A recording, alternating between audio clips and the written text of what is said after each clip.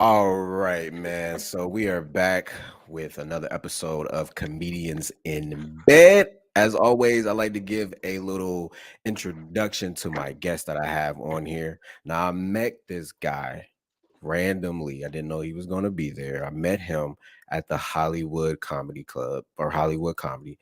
And I was in town in LA. I was like, babe, we got to go. I got to do some stand up. I've never done stand up in LA. This is the Mecca. This is the home of comedy. Some would say New York, but we're in Hollywood. Let's get it done, right? We went up there, did my little 5 minutes, and then this guy with so much energy came up there, and I'm like, does he not know this is an open mic? But I sat back and I loved it and I enjoyed it because I knew he took it seriously, and I connect with people who take the art form of comedy seriously. Not only that, this man was good. This man was real good, man. And he does shows all over the world, does show in his area right now in LA. Man, everybody, let's welcome to our podcast a very, very funny individual, Hank Chen, everybody. Give it up for Hank, everybody. We talking about me? We talking about you. We talk about you, brother. You are No, good, man. Ty, that was too much. That was too much. But I appreciate it. You know what's funny that you say about mics is when you're like, man, he's like, does he know he's in a mic? I was like, I know what you're saying, because sometimes people when they do mics, they want to just they you know what? And a mic is whatever you want it to be because you paid for that time. Right. I'll just say for me, when I do mics, it's usually because I'm trying to warm up and get ready for a show. Yeah. So, um, so if I do that, I'm picturing the venue in front of me. So if I was big that mic, I probably had a show at like the Laugh Factory, or you know what I'm saying? Like it was I was getting ready for that specific venue. So it didn't matter if we were in a closet and there were two folks in me. I was still Right. gonna get my material out there the way that it needed to be out there Yeah. later that night, because Yeah. that's what mattered. So Yeah. yeah. You did mention that you had a mic that night, and no, I just really liked it because I saw that you take it. Well, I'm from Columbus, Ohio, so some people take it seriously. A Yeah, some people take it seriously, but some don't. So sometimes you'll see just people going out there just like this is just their hobby. So when you sure. see somebody that actually take it seriously, and you could tell they're preparing for something like that, it is admirable for real. It really is. It really, really, really is. Yeah. Well, I believe we connected, because again, I mean, I think I remember saying to you, like, I don't really, I mean, at Mike's, I see friends and, Yeah, people that I don't know. I'm just like, oh, cool, but we had met the first time and we connected immediately. I think I probably hit you up, yeah. probably because I was like, hey, do you want to come to my show tonight? But also because you're good. You I were very, appreciate it. you make a strong impression. I'm gonna want to follow your career. Yeah, So, yeah. that's what happened. That's Yeah. exactly what you said. You was like, yeah, I want to keep up on you. And one thing that you actually did that made my career better is you gave me like solid advice, and your advice was you was like, "What's your IG?" And I told you, and you was like, "No, that's change it," because it was like underscores and stuff. You was like, just stick the numbers and letters, and that made it like so. It was so simple, but it made like so much sense. Like Did you nobody do ever that? told You me. you did change Yeah. it. Yeah, I Yeah. did. Yeah, I did. Yeah, I did. And I'm making like my brand like around like the new name. So that was like solid advice. Like, why is that important? Put it everywhere. Well, just because you want something to be memorable, Right. You Right. want something like you know who's really good at branding right now. And look, a lot of people are great at branding, but I'm like in awe of this one comic because she's doing it in real time. And in fact, it's the owner of the Hollywood comedy, Zhao Ying Summers. Hmm. Like Zhao Ying Summers she's a great comic. In fact, I hosted her very first mics. So I've Okay. hosted for first mics 4 years ago when she started. Yeah. And I've only seen her work better, and her work ethic surpasses anybody, including my own. Yeah. It doesn't hurt that she's a beautiful woman.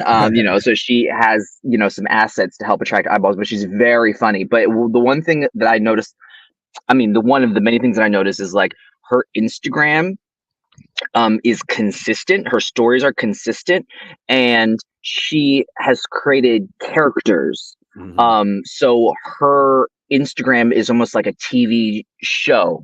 It's sort of like, oh, okay, if I go to Zhao Ying Summers on Instagram, these are the characters that I'm going to see that I love. And like she does a bit where she like roasts white people's names, and then she does like an Uber Karen. But every single time, it's the same format. It's the same font of closed captioning, and there's a consistency. It's like watching your favorite TV show and being like, yeah, that's their kitchen, that's their couch. You know what I mean? That's their goofy neighbor that's gonna come in halfway through and say that thing. It's just that comfort level.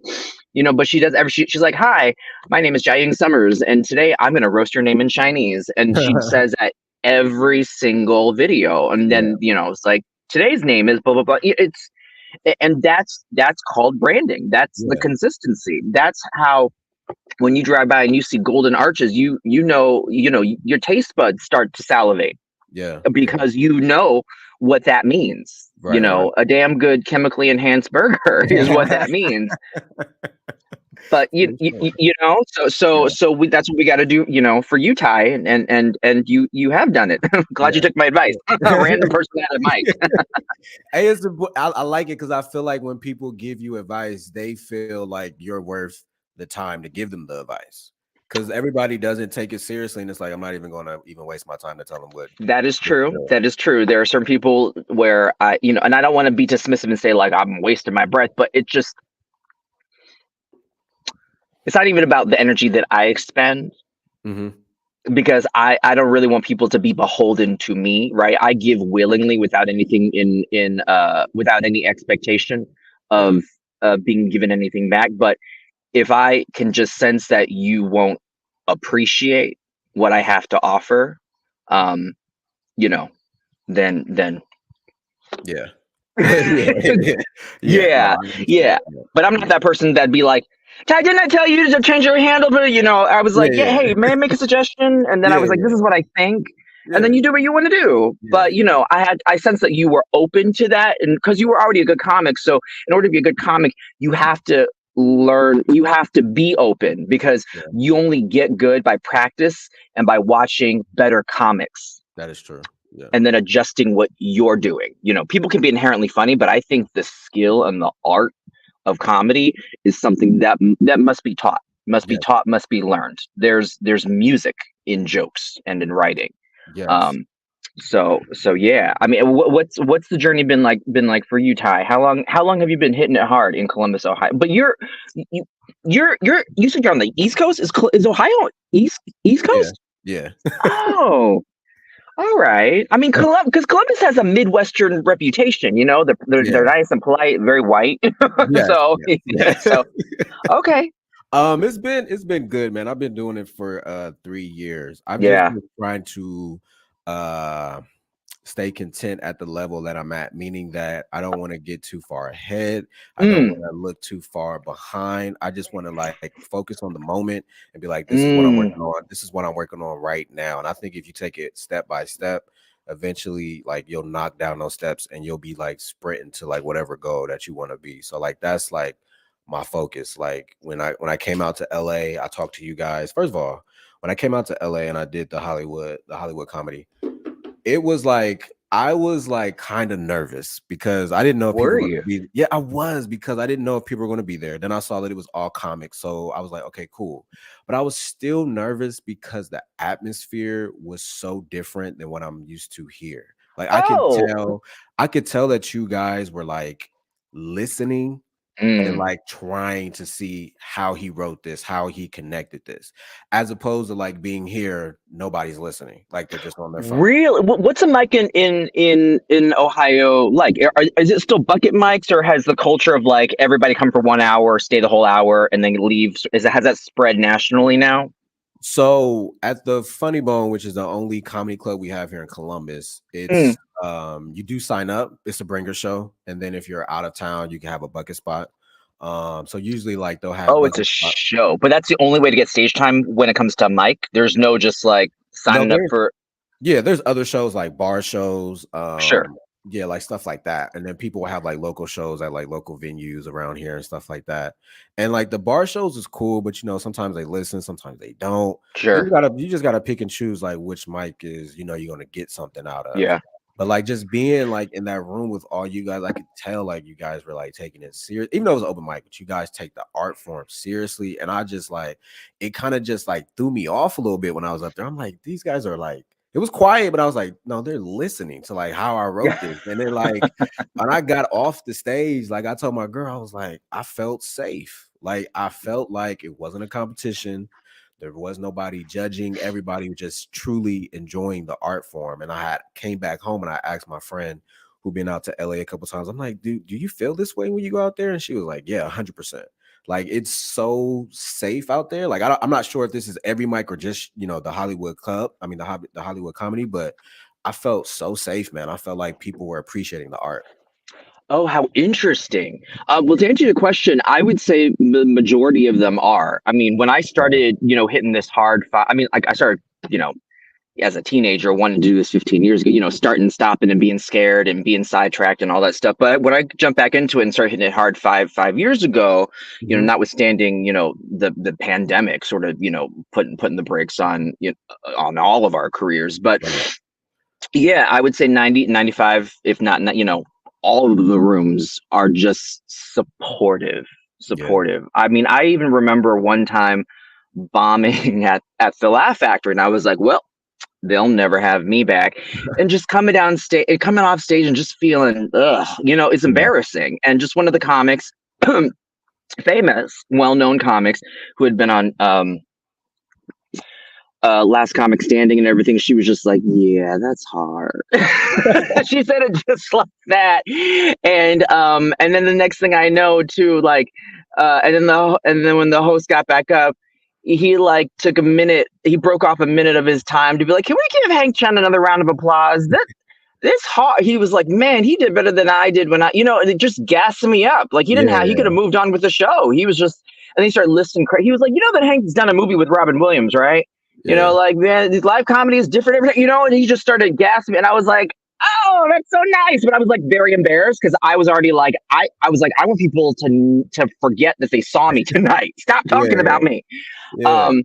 And yeah, and then like months later, the Laugh Factory did not stop booking me, but months later, as I, continue, see this comic who had been in that show and was like, yeah, that's hard. I remember being like, she was in the later show after I just done like a fire set in the earlier. I was like, oh my God, by the way, I got my redemption. I got my redemption from that. And remember that one night in the blah, blah, blah. And she was just like, what? She was like, oh, I already forgot about that. Yeah, no, I knew you were funny. Like, no. We move Yeah. on. And it's true. We put so much weight on ourselves.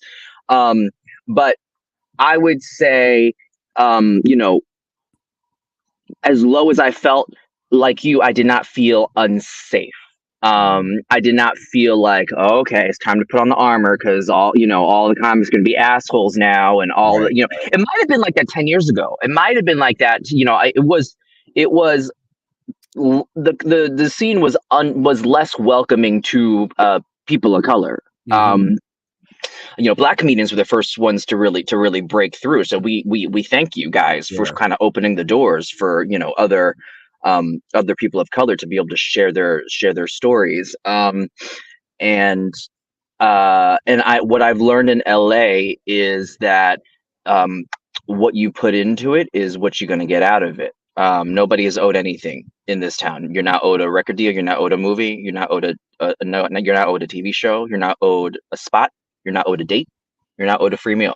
Okay, what you put into it is what you're gonna get back. And also, but like I said, what you're open to, right? Because Yeah. that day when we met, you could have walked out with an entirely different attitude, right? Like you saw something, you were like, oh, this feels different. You didn't go, man, who the fuck did I was like, these pretentious Yeah. as hell. They take themselves so seriously. I could have come up and be like, hey, great. So you're like, oh, okay, thanks. And Instagram, like, oh, whatever. Yeah, this dude wants to follow me. And then like, oh, Yeah. he's gonna comment on my handle. Boy, would you know? Like, I picked that handle. That's Yeah. my, you know what I mean? Like, you didn't have Yeah. a chip on your shoulder about that or anything. You were game. Oh, you know what? I'll tell you this. The little phrase that's gotten me through so much in this town because so much is unknown. Mhm. I love the phrase "Let's give it a shot." Mm. And I'll tell you, it started with auditions, and it expanded from there. And I'll tell you how, because with auditions, the one thing that used to always throw me off is when you go into these rooms, casting office, and you have your lines prepared and you know what you're going to do and you're focused, you're in this character, you're either sad or you're like ready to whatever it is. But the casting director always talks to you first as a human, right? So they'll be like, "Hey Ty, how you doing?" And you go like, "Oh, I'm good." And then they go, "So do you have any questions?" And that's just them covering their ass. That's just them, in case, being like, "Okay, well, I offered, blah blah blah." But usually if you did your homework, there really shouldn't be any questions. And also, strong actors with training bring in their version of this character. So, all the questions that I had, I should have already answered for myself at home before I showed up at your door. Right. But I didn't know. I used to not know how to answer. I used to make up questions. I'd be like, yeah, is this happening during the day? You know what I mean? I thought I had to ask a question, because they offered it. And I don't. And someone told me that the best thing to do to get past that is just to go, let's give it a shot.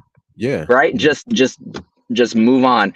And I found that phrase is applicable to many, many situations, even in life. When you feel stuck, you just, you don't say yes to everything crazy, but you just, yeah, sure. Why not? Let's give it a shot. Right. Right. Yeah. Hey, Hank, you want to be on my podcast? Yeah. Let's give it a shot. Yeah. If I don't feel good, I can always go like this. I can always sign out if it's not going my direction. I wouldn't do that, but you know what I mean? I can change my mind. I can give up at any time, at any point, but I'd rather try than not. Yeah. So that's what I learned. Yeah. One phrase that's been getting me through is from the comic that just passed. One of my friends, I look up to him so much, man. This is gonna make me sad because there've been a handful. Yes, I know. David A. Arnold. And I met him one time after a show, but the just to see that phrase come to life, that it ain't for the weak, like, because I started going to mics like almost every night and just doing it. Yeah, like you mean 4 years ago or 3 years ago when you started jumping in Ohio or here in LA? Like each year it's been like repping up. So like after once the pandemic came back, I had to, they had to open everything back up. So it went from one night to 2 to 3 to 4 to 5 to 6. And I just kept going and then in Ohio, you were going to mics every single night? Pretty much so, yeah. No kidding. Wow. Where are the mics there? Kind of just like in back rooms and restaurants and people's homes and stuff like that. Just in bars. I commend you for finding, because we all know that the scene in Ohio is not as dense as it is in LA, and the fact that you were finding 6 places a night to put in your time is I've never done that. You know what I mean? Not a night, my fault. Six mics a week, my fault. Okay. Yeah. No, my fault. But, okay, because there's psychopaths that hear that be doing, they'll be like, my first mic is at 2 PM. They just ping, they just all, it's. I wish we had that many mics, but nah, man. But I do got like a regular job, and I go to that, and then that's important. Yeah, like get it in how I can, but like that phrase, like it ain't for the weak. Like I just kept adding more mics, and I was like, dang, it's really not for the weak. Like, you go up there every night, you face the rejection and all that type of stuff, and even with acting, I acted well, and I saw that you acted as well, and there's two, and like let's talk about that a little bit. Like, how important is it to like have your toe in like several avenues, because one could break through for you that could get you to the level that you aspire to be in one other aspect, Well, one can break through for you and level you up everywhere. Yeah. That's why you see supermodels that all of a sudden begin, recording contract. Okay, no. That's actually taking it back maybe a decade or two early. Nobody's really breaking through as a supermodel. Okay, it's like Gaga, perfect example. Gaga, phenomenal singer, right? Next thing you know, she's being asked to write songs. And then people are saying, what else do you want to do? She wants to act. Okay, let's give her, a couple of acting roles. What else do you want to do? Do you want to, produce?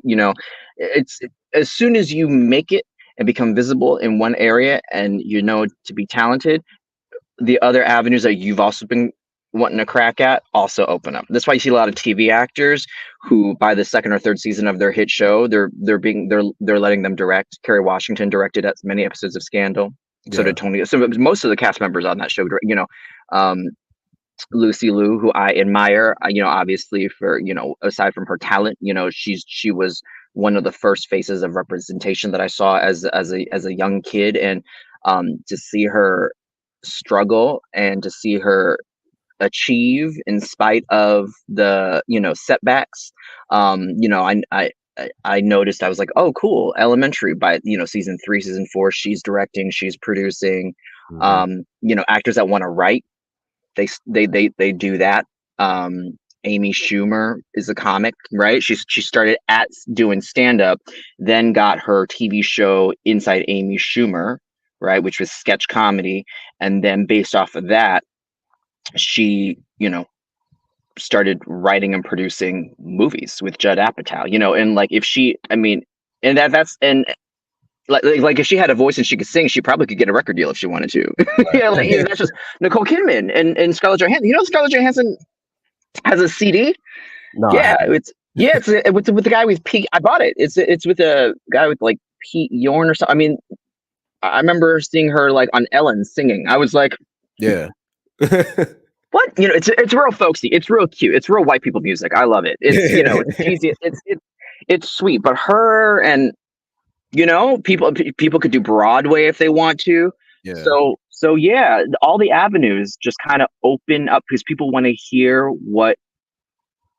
if people like you, they want to know what your tastes are in all these other areas. Also, one of my queens who I'm still in touch with, and we go back and forth, and we may be working on something, who knows, knock on wood, but Tyra Banks. Yeah. Actually, yeah, going back to my first example, she is known as a supermodel, but she does not get credit for the amount of talent that she has as a talk show host, as an actress. I know her as an actress because we did a movie together. And trust, like when you're with somebody for 12 hours, 16 hours a day, you see their talent. You can't ignore their talent. She gave singing a shot. She realized it wasn't for her. Now she's hosting. But she's mainly known as a supermodel. But she, so she can do J-Lo, same shit. J-Lo be selling perfumes and clothes. J-Lo had a hit show on ABC for 2 years, right? Shades of Blue. She's an actress. Yeah. But she's known mainly as a singer. Interestingly enough, she was a dancer first, then an actress, Selena, and then she really made her brand as a singer, and then a tabloid, daughter. But she's someone who I'm always very impressed with, who can always reinvent herself. But that's what sorry, I'm veering off. But no, you're fine. Kai, what are your passions? Let's say you make it as a stand-up. Let's say you start making what's your team going to try to get for you? Are they going to try to get you a sitcom? Do you want to be like a Wayans brother? Do you want to sit back and like produce and write stuff for other young black men? Or are you kind of like, wait, you haven't heard me spit bars? Like I can rap. Like, what do you want to do? Man, there's so much. So I think Jamie Foxx did a rap. Yes. It's so funny. Yeah. So one of the things, like the reason why I wanted to touch into that was because I always tell comics here in Ohio to make sure you get into acting or like improv or something, because it also comes out on stage. Yep. You never know who's watching. And I think that we don't realize sometimes that we are writers. So I definitely want to be in a writer's room. I definitely want to like create my own show. I'm an actor now. I definitely want to continue acting and EP projects and stuff like that. And I may do a little bit of music, like a beat tape or something like that. Right. Make beats and stuff like that. But that's like my focus. I definitely want to like make feature films, produce TV shows, have my own movie studio. I do have my own production company. Okay, well, wait a minute, Ty. Now, do you need any gay Asians in your film? Because if you know what I'm saying, like if Bo and Yang busy at SNL. I might be available. Yeah. Because if you need any gay, if you had any gay characters in your stories, I can suggest a few people. So man, just man, I'm gonna reach out to you, man. All right. Always. No, I'm not talking about myself. I'm just saying in general. I'm just speaking for the community. Speaking for the community. And to also touch back on what you were talking about earlier when you said black people made the way. I think it is so important that y'all did. Richard Pryor, 70s. There's no, I think it's so Margaret did it for us. yeah. Margaret ate shit for Asians. Yeah. And I think it's so important that when you go to comedy stages, like you can see the array of different people. And I Mm, think it's so important when mm. you can see an Asian guy, or if you can see a lesbian, or if you could see an Indian guy. I You love mean that in the so much audience or you mean on stage? on stage. I love to Oh, see that because now somebody that I typically probably wouldn't talk to, we're having, even though like I'm not talking, but we're having a conversation. I'm getting to know you more. yeah. And it's going to make me more like open to come talk to you afterwards. Be like, what's up, man? Like, you're funny. And then start the conversation from there. I love that about comedy. Or just feeling more comfortable Yeah. with someone that doesn't look like you. And Yeah. you know what? I actually love the fact that you circled back to the to black entertainers. By the way, like to give credit where credit's due, not just Richard Pryor. Who is the older woman? Was it Ma? Like in the what's her name? I just Ma. I can Google it. I just got her comedy album on vinyl. Yes, I mean this woman was selling out venues in like the 40s and the 50s as a black woman. You know Yeah. what I'm saying? Playing her character. Anyways, sorry, but I'll tell you this. Being raised, very. I was, not brought. I was born in America. My parents came over here as immigrants, worked very hard, kept their head down, and I think, you know what, honestly, this is also partially the fault of the culture, okay? The culture that portrays black men the way that black men are portrayed. But, I was raised to be to be very shy around black people, Mm. y'all are fun, y'all are loud, y'all moving, y'all do things Asians don't do. Y'all, you know what I'm saying? Y'all got big energy. You know what I'm Yeah. saying? You greet each other loud. It was very intimidating, like Mm. but that's why y'all ruled the sitcoms in the 90s. Yeah. I mean, you cannot recreate someone like Steve Urkel or right, all these big shows in the 90s that I grew up watching, but I do believe that there is an undercurrent of racism that uh, the Asian community has with black people. Yeah. I'm just speaking from someone that came from that side and who was raised in that culture. So, Mhm. but then I would go to school, and it turns out the people my best friends were black girls. Yeah. Like my best friends, Melissa Day and Precious Smith. Yeah, those are real names. And I mean, yeah, I call them every day. I, oh my God, do I know Precious Smith's phone number? Because you remember you used to have to dial their phone numbers. Yeah. Is it 817-912? I mean, I used to know these girls. And Melissa, hers was a 604. Oh my God, I cannot believe I remember these girls' phone numbers from like, oh my God, from like 25 years ago. Like Yeah. dialing their, yeah, but these were my best friends in elementary school. But it was because of my exposure to black people in culture and on television, Mhm. making me laugh, making me feel. I'm watching the Winslow family. Carl's a hardworking man who loves his family. Yeah. He's not afraid to knock Eddie upside the head when he messes up. You know what I mean? Laura, Yeah. and because I related to that, I didn't become afraid. I wasn't scared to make black friends anymore, Yeah. even though I was kind of told to stay away from you guys. Yeah. Yeah. That's I definitely so you know understand. what I'm saying. And, I and, and think I know people were saying mean shit about Asians too that were wrong me because they don't know any better, and so that's yeah. what I got to do. I got to be like, that's not true, right? 'Cause our Yeah, parents definitely be saying stuff about other races, and we like, of okay. course. But then when you meet them and your kids and you're so pure and everything like that, you'd be like, nah, that's not. I don't know what white people you're around or what Mexicans you're around. They don't. Not all of them act like that. So Yeah, yeah, I definitely. yeah. Yeah, it's weird and interesting. Like when you get older and you start to develop your own sense of reality for whatever race and stuff like Yes, that. your own experience. And Yeah. you know what I also realized too is the world is different.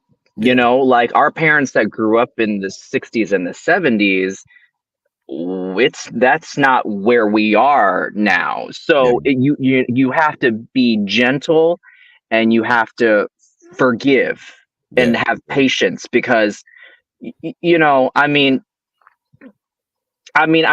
think you and I do the same thing. If a psychotic 80-year-old white lady, Karen B, N word this, F word that, blah blah, up and down the street, I would be like, oh my god, yeah. help her. You know what I mean? I wouldn't be like, what you say to me? Like, I wouldn't be offended. I would be like, God help her, because Yeah, what has that lady gone through that she's got so much anger, and you know what I mean?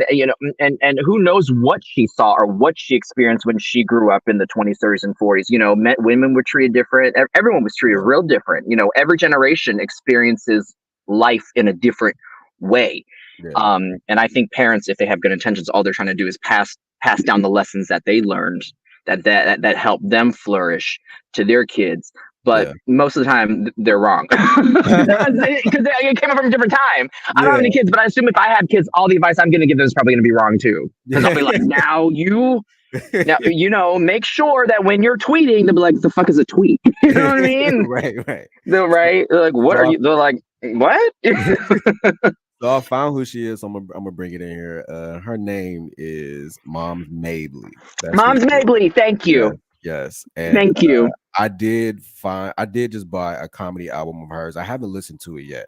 So What I have what three. year did you break through? Hold on. Let me see that. Wow. Uh, Born 1894. yeah, and died in Damn. 75. Where was she? She was, oh my God. She began her career in the 1920s. You Yeah. are kidding me. She was killing it, man. I have her album. I haven't listened to it yet. And then I have one of Eddie Murphy's album, and I listened to only half of it. And then I have a Richard Pryor album that I haven't listened Mm. to yet.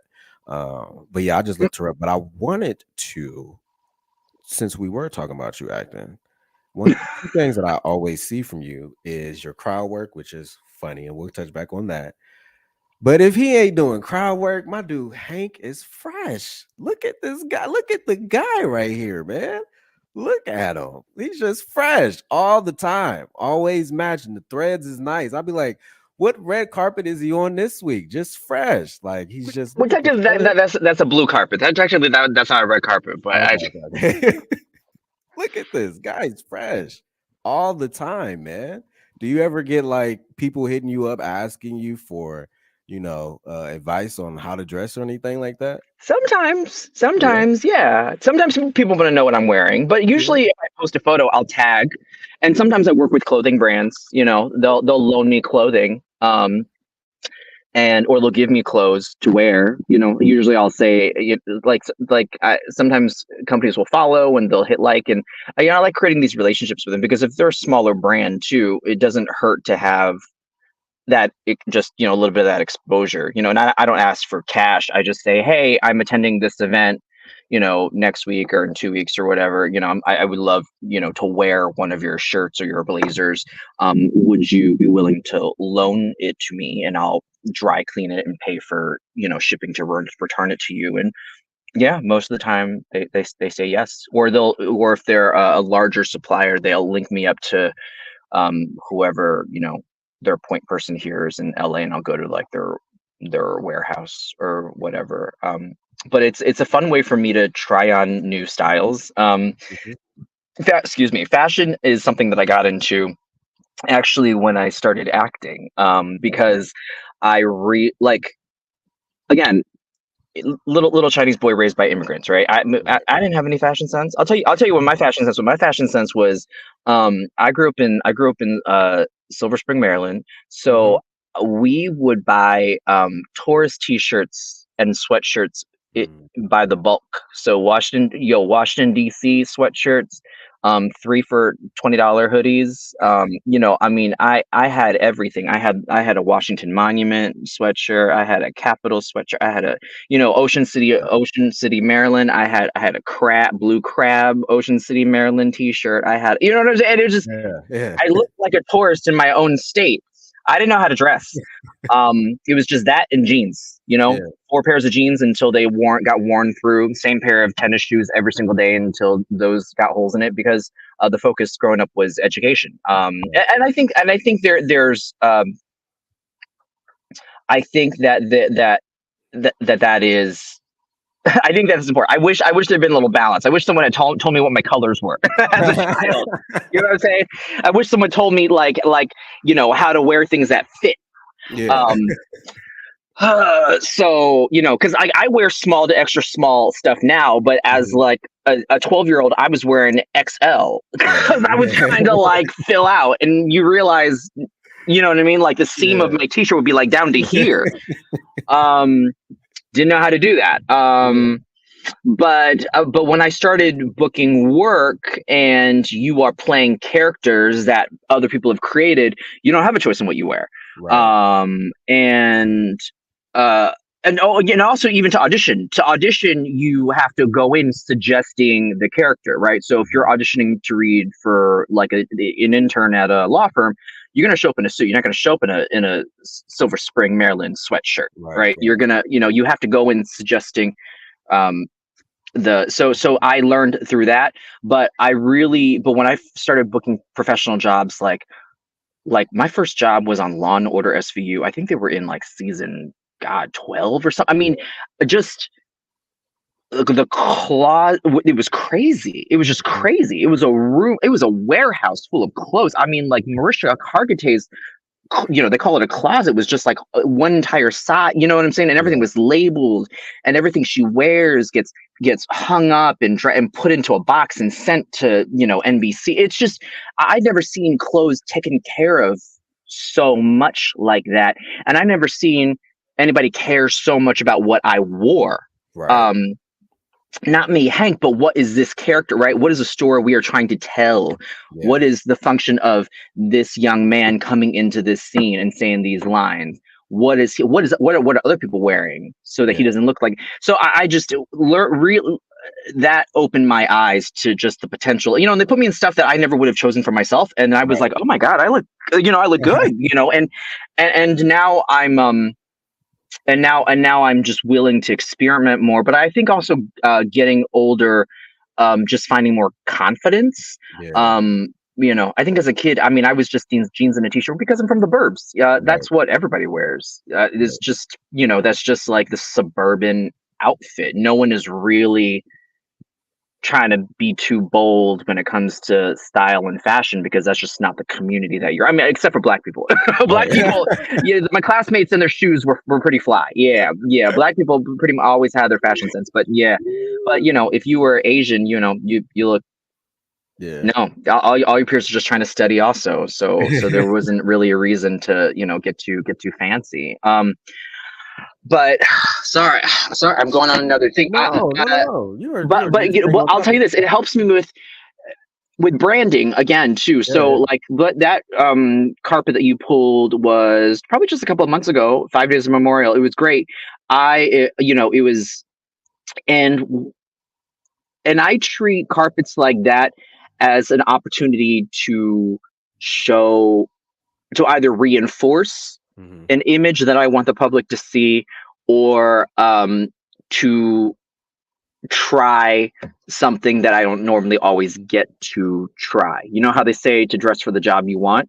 Mhm. So, that specific video, I was dressing for the job I want. I was Yeah. like, yeah, let's class it up a little bit, put some suspenders on, do the hair, Mhm. do the glass, right? Just that's what would Hank Chen look like if he were a talk show host, right? What would he look Yeah. like if he were but it could, because that's how you want, because how people see you is how they're going to cast you.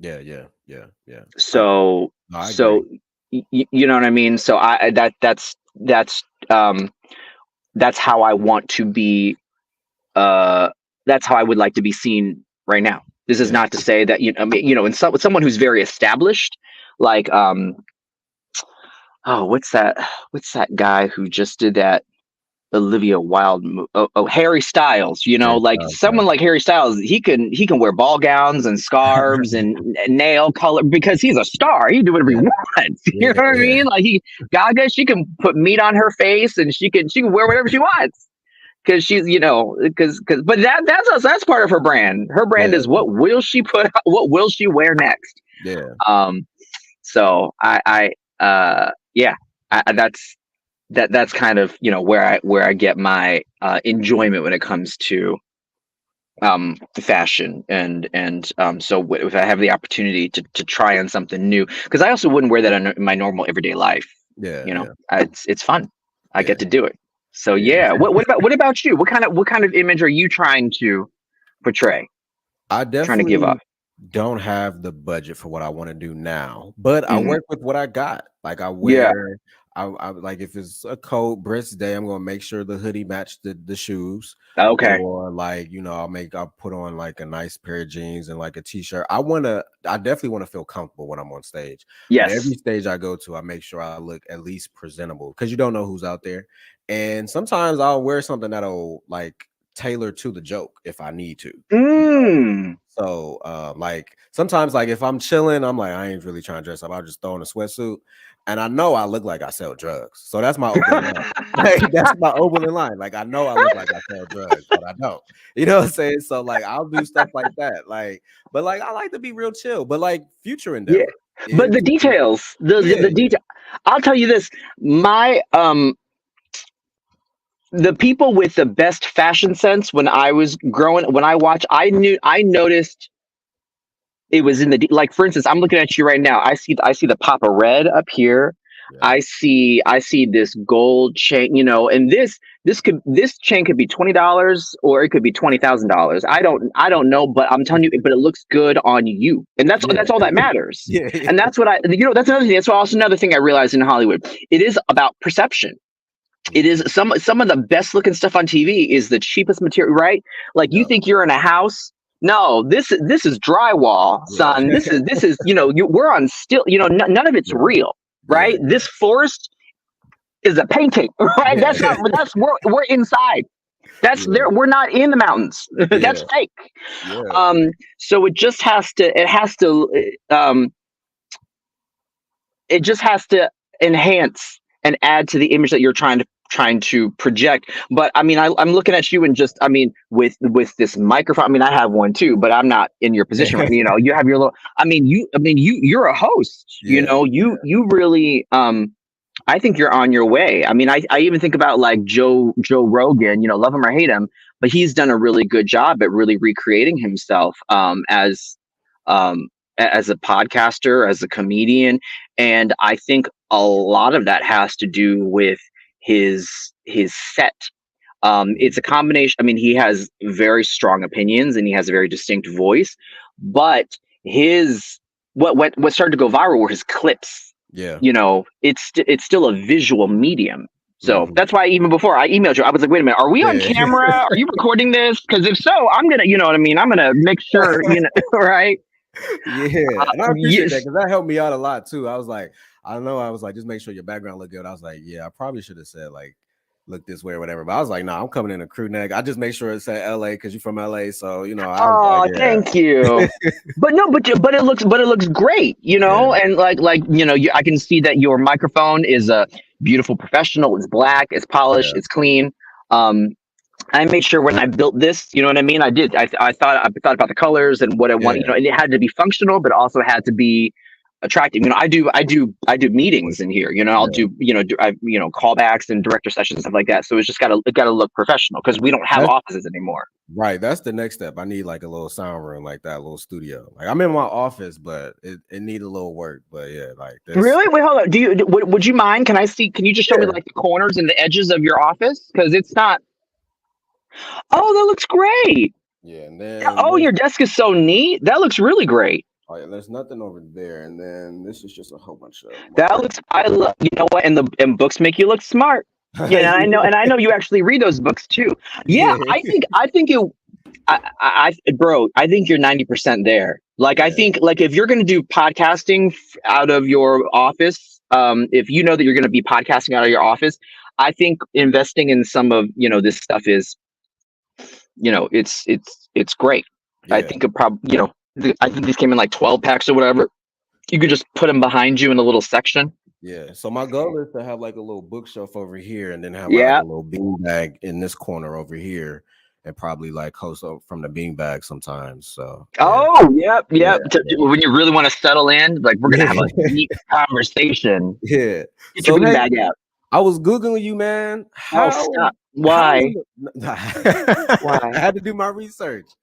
And then you actually had a thorough like Wikipedia. I was like, oh, he famous. We got No, credits no, and I just everything and where he from.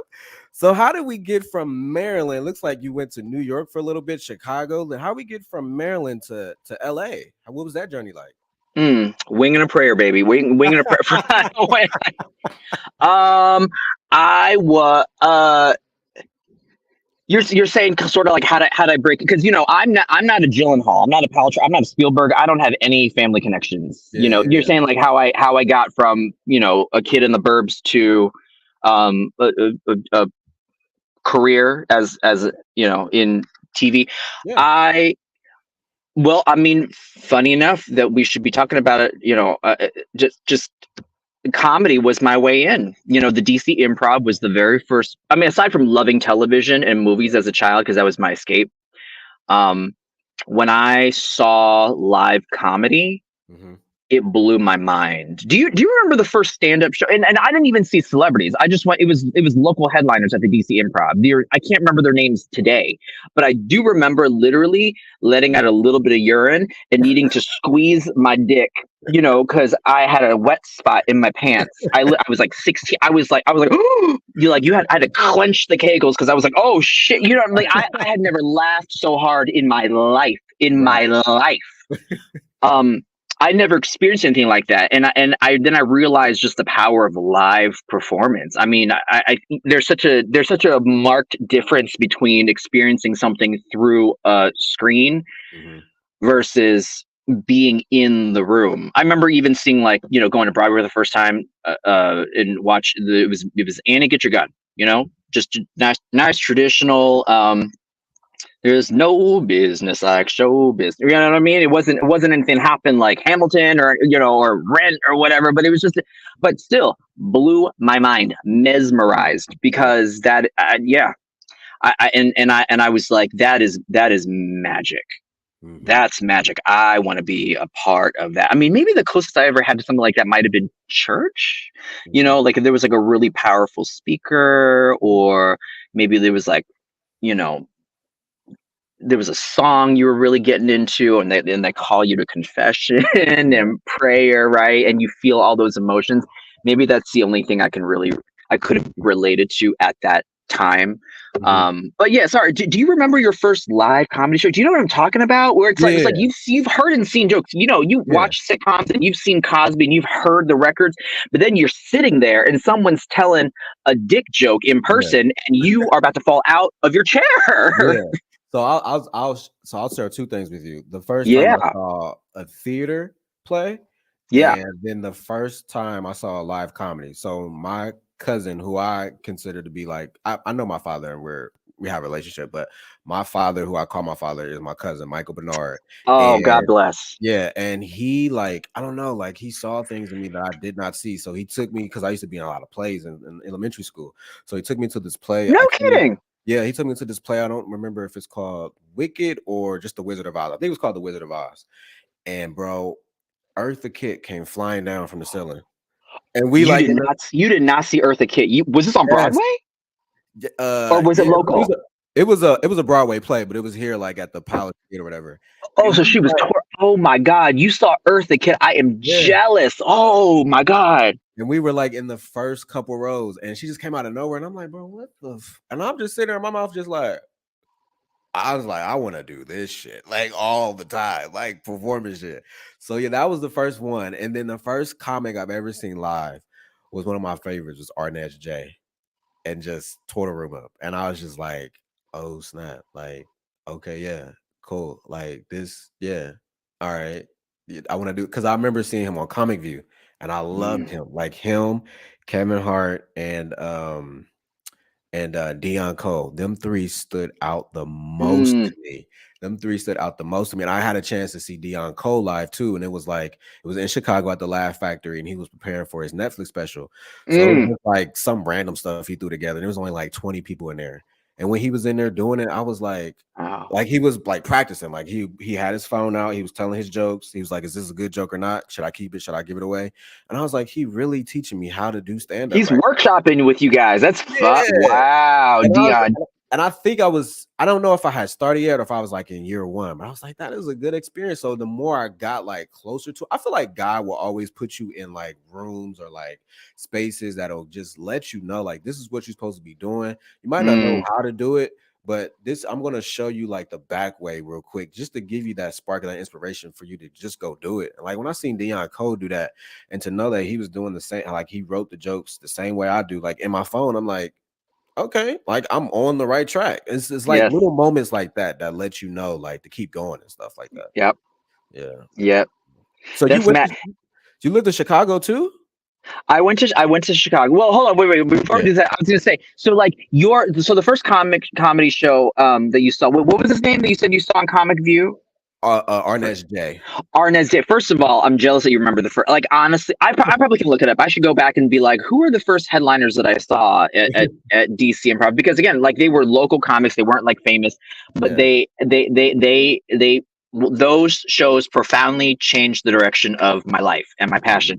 But Arnez, so you had first seen his comedy on TV first, Yeah. or Yeah.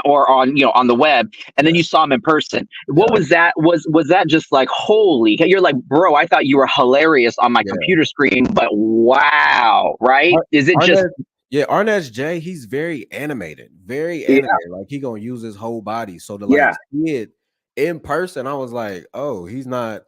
I wasn't thinking comedy back then, like it was years ago, but now looking at it now, it's like, oh, he's not afraid to like go there. Like he's definitely gonna like put him home stuff out there. And just the amount of energy that we expel as like comedians, I don't think a lot of people realize that. So you're doing this every weekend, like 5 shows, like this is like It takes round a of lot of applause energy to be too. us. Yes, Yes, it does. it does. Yes, it does. So when I first seen it, I was like, cool. But the first moment I really realized it was when I seen Marlon Wayans in person. When I seen him in Oh. person, I seen him do a comedy show. I was like, oh yeah, I can do that. I can get up there and I can do that. Cause he was just going, and I'm a big Marlon Wayans fan, and he was just going in, like, and I was just like, yes, Mm, I want to do that right there. Like mm. that's it. And I went by myself. Like sometimes, like this was before COVID, I would go to like the Funny Bone by myself and just like look at comedians and just kind of like, Yeah, I go to comedy shows by myself now yeah, because you can. It's cool to hang out, but also it's cool to just study. It's yeah, class. yeah. So I love like watching that. I love like really seeing like how they put things together. So yeah, man, Mm. and then just trying to find your own voice, because you might start off like one person and then whatnot. So I think I started off very animated at first, and I was like, no, I'm gonna stand still. I'm gonna be like still, like, because during COVID I wasn't writing anything. I was going through a lot. So I also took some time off. I did like 2 Zoom shows. I was like, forget it. I can't. I was like, I'm gonna kill myself. I can't. I was chilling and I was like, I'm not gonna write. I'm just gonna go up there. I'm just gonna say whatever came to my head. And that's what I did. And that's how I got like better at crowd work and stuff like that. Like I commend you for your crowd work. Like I'll see you and I'll be like, okay, I see how you do it. You anybody's birthday or anybody together, and then you go from there, and then you bring the point of view, and then you bring the room into the joke, and then you tell the joke. Like I'm like, okay, I see how Hank is doing this. Like I'm studying, I'm watching, like, and you consistently do it all the time, and it never freaking fails. It's freaking funny every time you do it. Like, It's you just haven't seen it, but it's failed. It's failed. But I'll tell you this: the crowd work was intentional practice for me. It's intent. I think. I mean, I think when you are doing stand up, there are just different points where things start to click. And I'm 5 years in, and I know I have a long ways to go. But I'm really glad I got over like, there's that hump where you're like, oh wow, I'm no longer nervous at mics anymore. You're like, cool, like that starts to click, and then you're like, oh, you know what? I know how to handle a room when there's a TV going on in the back and there's a bar on the side. yeah, Cool, click. You know what I mean? And then you start to know how to handle situations. You have an act out that you're like, oh great, you know what I mean? I got an impression that works. So crowd work was one of the last things that I was because there's a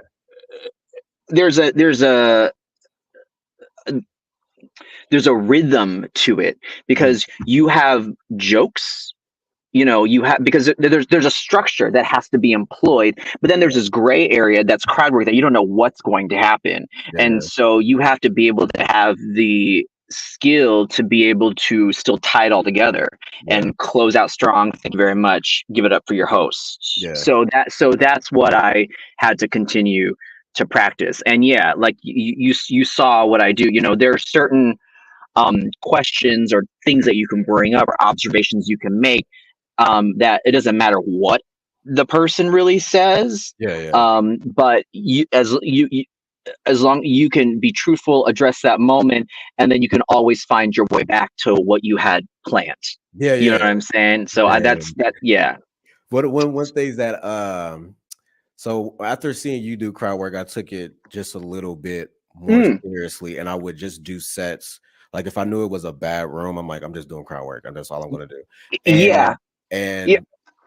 And when I saw what was I about to say? When I saw you do the crowd work, like I don't post my failures for the crowd work either.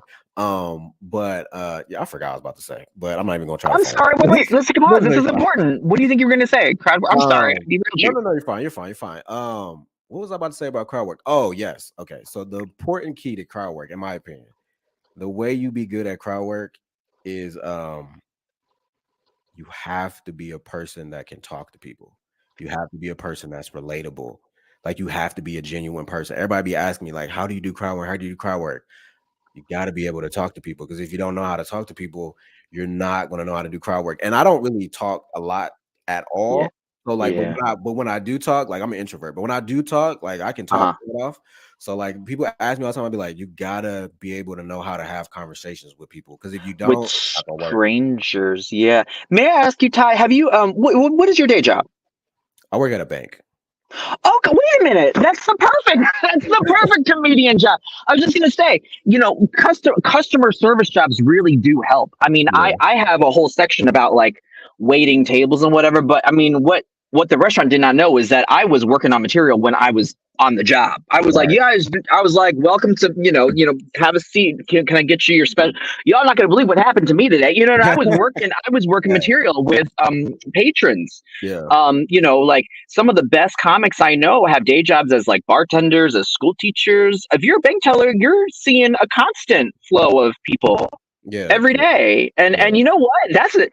Oh, I mean, I probably couldn't do what you do because I probably wear on my soul after 3 days. But if it's people and their money, that's a little like that's a little bit like DMV territory. People are probably not Yeah. coming in like on on the most relaxed time in their lives, but that, you know what I mean, like Yeah.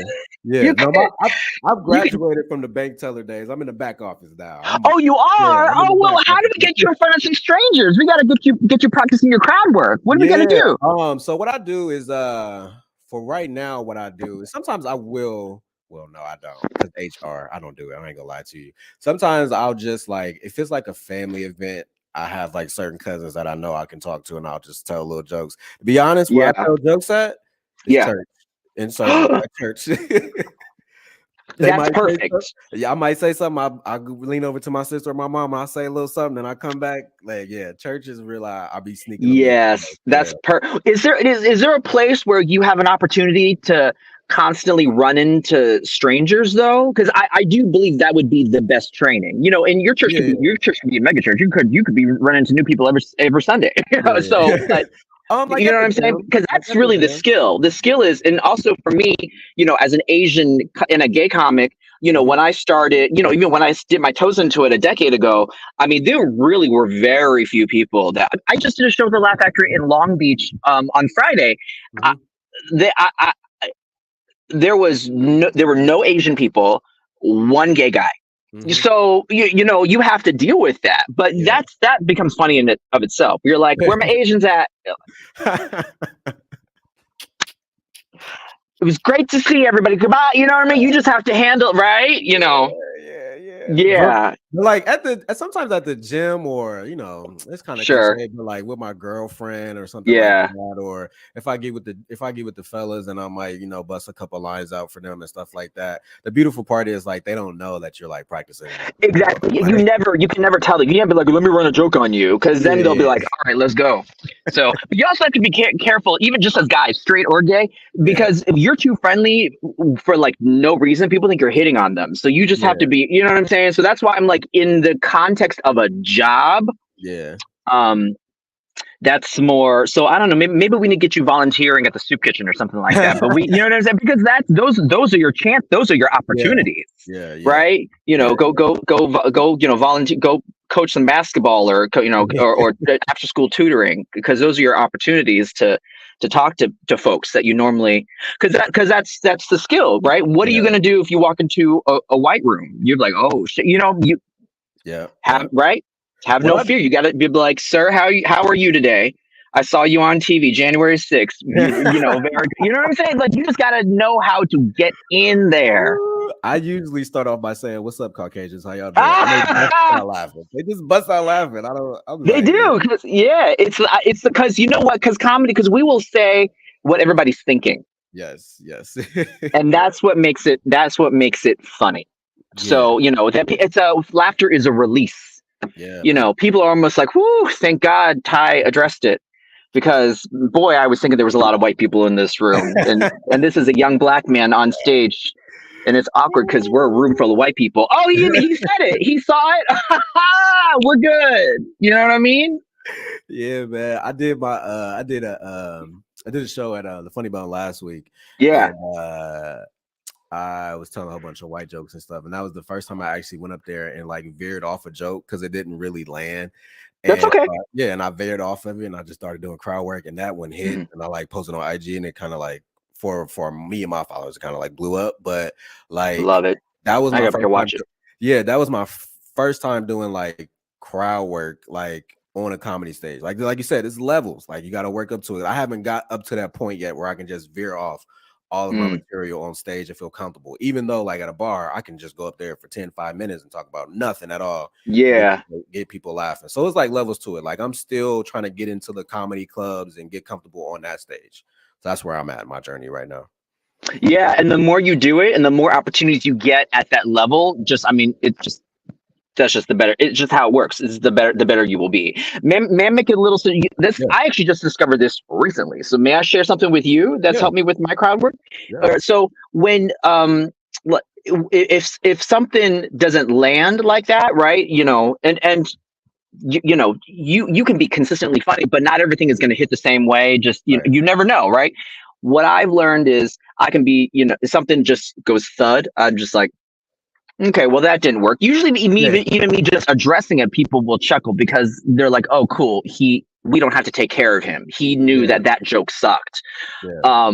But then to take it a step further, that lets me get back on track and sort of veers into a little bit of crowd work. Is I can even address that. I'm like, "Well, Mhm. that didn't work."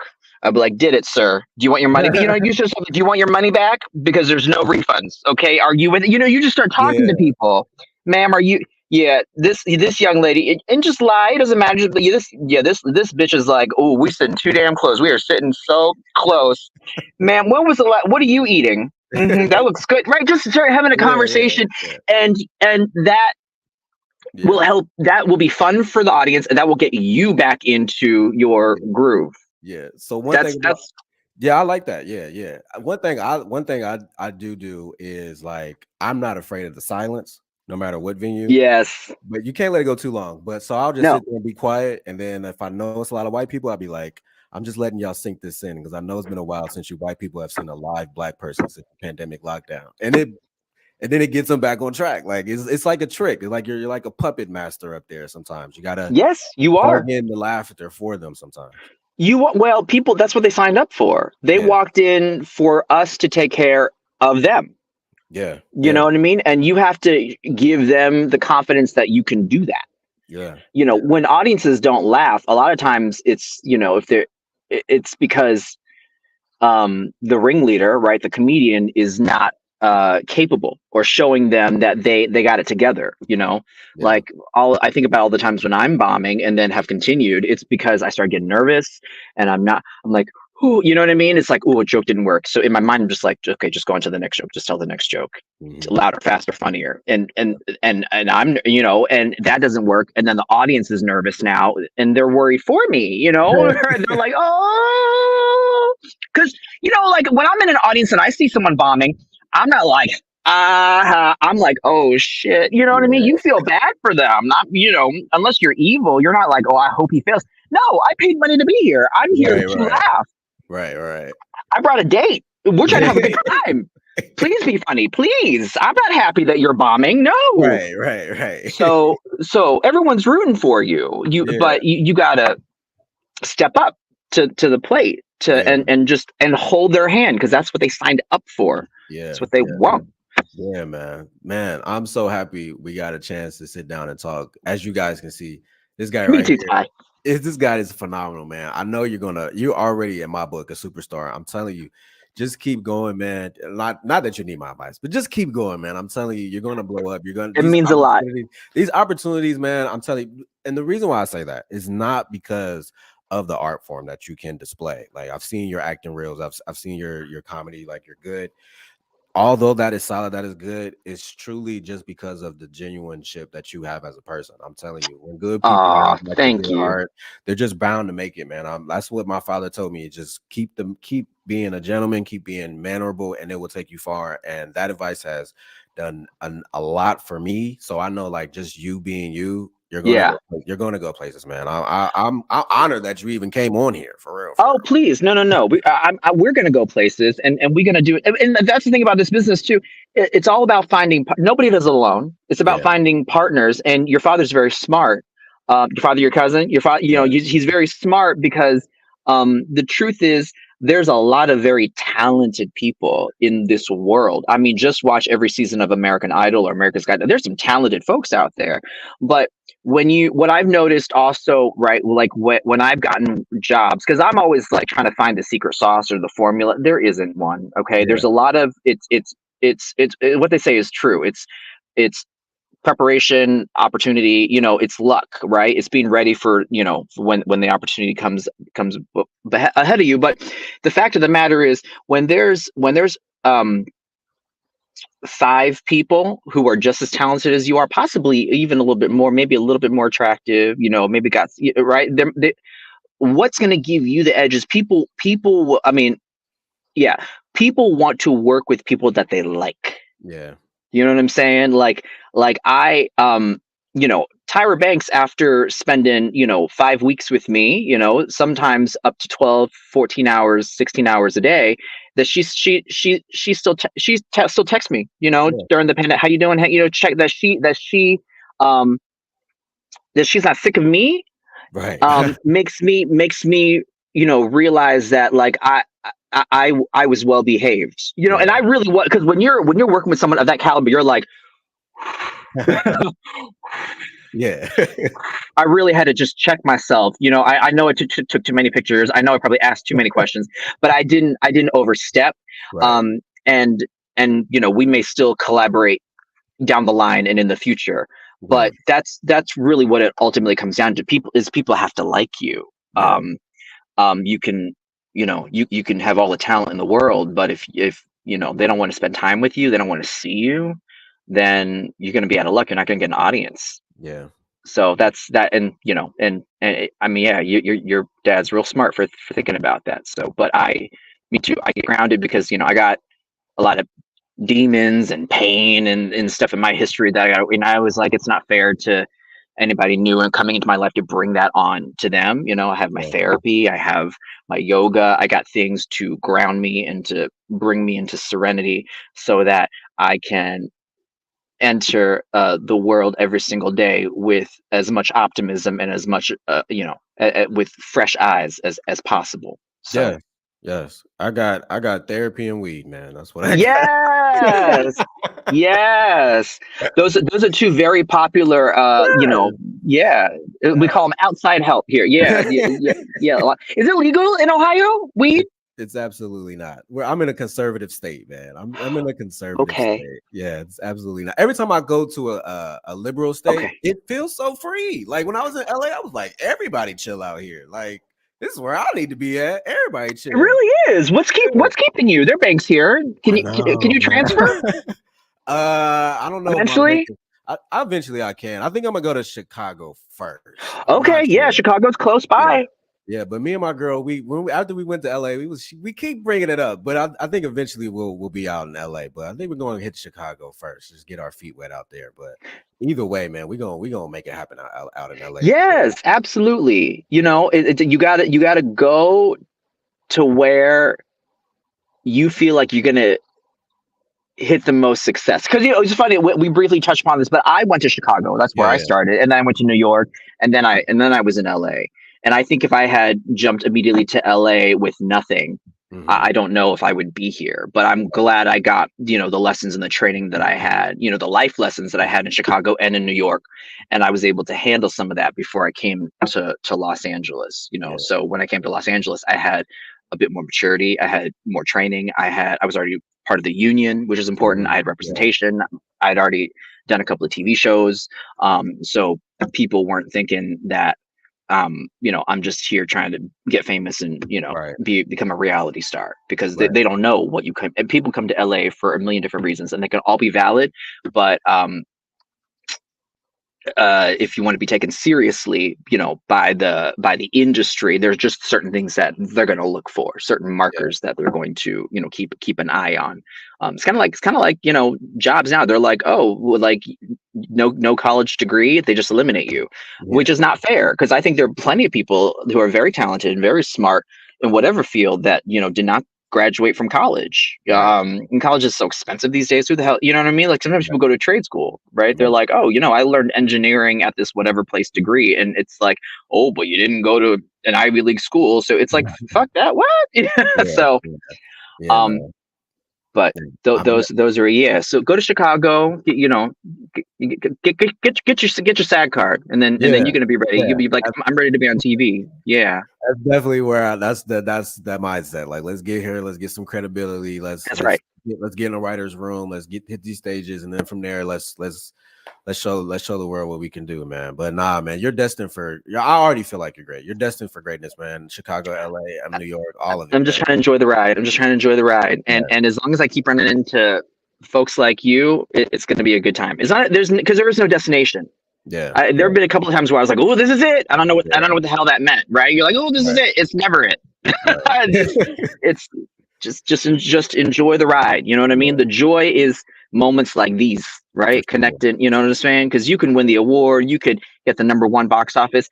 It won't matter the Yeah, next day to yeah, anybody else. yeah, So you have to have that inner peace. But you too, you already have the mindset and the confidence and the looks, the charm, and the personality for it. Now we're just gonna we got to align that with the opportunities.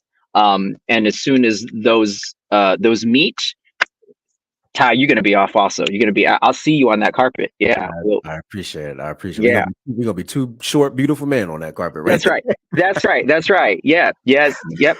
Hey, So, where can people find you at, man?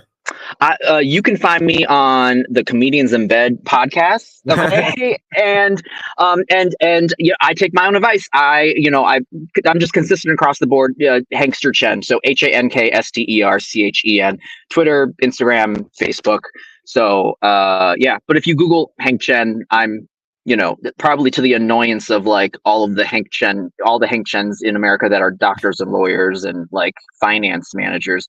I'm the most highly visible Hank Chen. I mean, No, honestly, you I feel are. badly for I because I typed it in and his picture came up. I was like, oh shit. yeah, This is Hank. Yeah.